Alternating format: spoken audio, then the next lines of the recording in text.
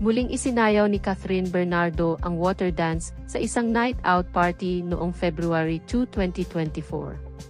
Maaalalang isinayaw ng actress ang sikat na dance trend sa ASAP na water dance matapos ang kanilang breakup announcement ni Daniel Padilla. Marami ang natuwa at gulat na gulat dahil sa mga nagdaang taon na kasama si Daniel ng actress ay hindi pa nila ito nakikitang sumayaw ng sexy dance. Maraming netizens ang nagsabing nakawala na ito sa aktor na si Daniel at finally ay nagagawa niya na ang mga gusto niyang gawin.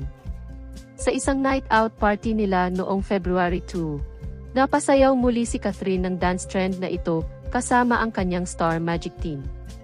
Makikita sa video na labis ang saya ng actress at naroon din ang kanyang mga kaibigan para suportahan siya tulad na lang ni Alora. Makikita mo sa actress na talagang enjoy siya habang isinasayaw ang kanyang paboritong dance craze. Maraming netizens naman ang natuwa dahil nakikita na nila ang isang Catherine Bernardo na malaya at nagagawa ang kanyang gusto nang walang nagbabawal sa kanya. Masaya na si Catherine sa kanyang estado ngayon, lalo na at kakatapos lang ng kanyang contract signing sa ABS-CBN.